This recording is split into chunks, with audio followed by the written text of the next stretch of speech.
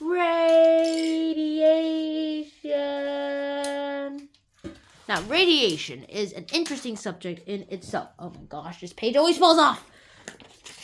So the next thing I'm going to tell you guys about is how the Hulk is from Bruce Banner. Just kidding. Also, it does have to do with that. Spider-Man got his badge from radiation. However, that is very unrealistic, and instead of getting spider powers or getting superhuman abilities, you'd probably more likely get a big death toll. Now, Einstein himself actually studied radiation a lot, and it's only because of this woman scientist called Marie Curie that we know a lot about radiation. In fact, the atom is how radiation was supposed to be even known about. Protons, neutrons, and electrons. You might all know that stuff about a previous few episodes I talked about. I'm not going to say all that again. Yeah, haha, go watch those episodes. I want views.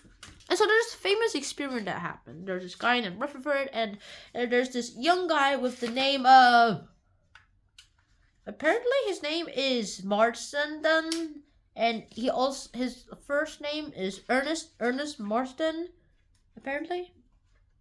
So Ernest Marsden, he's basically in charge. He was his boss is Rutherford Ernest, and Rutherford Ernest was like, just shoot helium atoms into this thin sheet of gold. I know it'll just pass through it anyway, but let's just do it because I want to record everything that happens exactly. So, Marsden did that, and then something unexpected happened.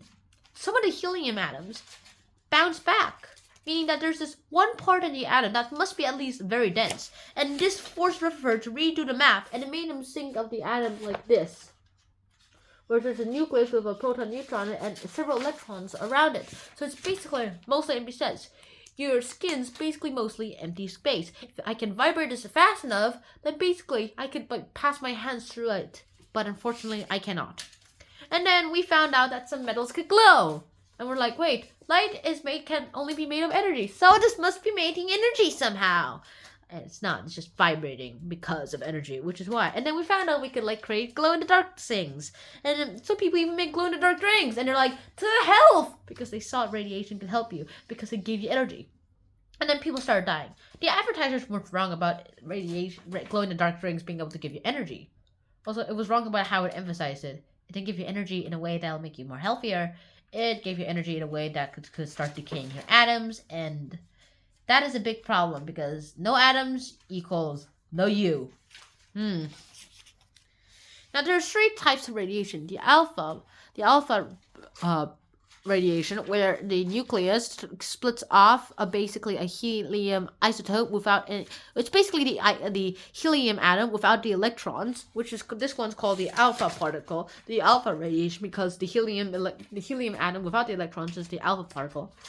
And then the next one is the beta decay, where it just loses an electron, and this is quite strong, but it can easily be blocked by tin.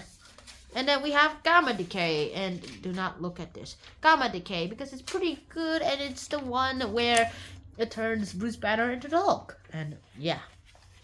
Marie Curie was a French woman scientist, and she was all like, yay, I found radiation. I found 2 new elements. Now, France, can I finally join the French Academy of Sciences?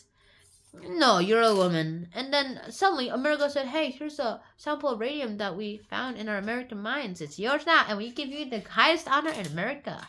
And the French were pretty embarrassed that Marie Curie was not honored first in her own country.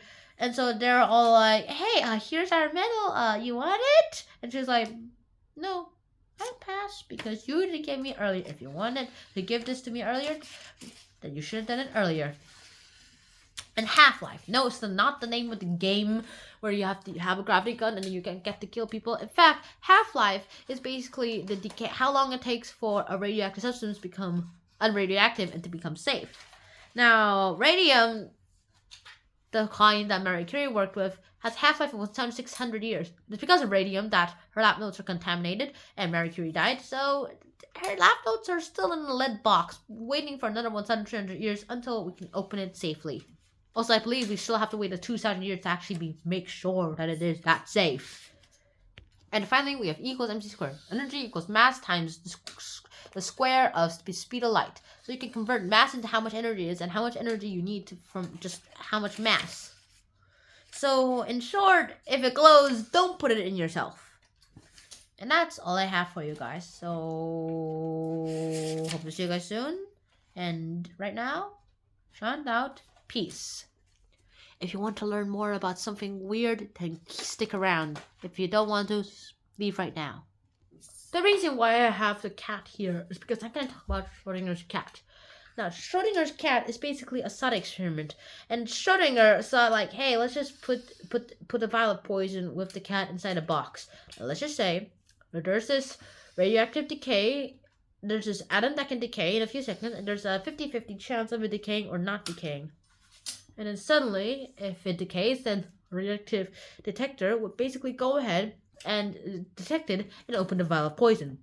And until we open the box, we don't know if the cat is dead or alive, meaning the cat is dead and alive at the same time.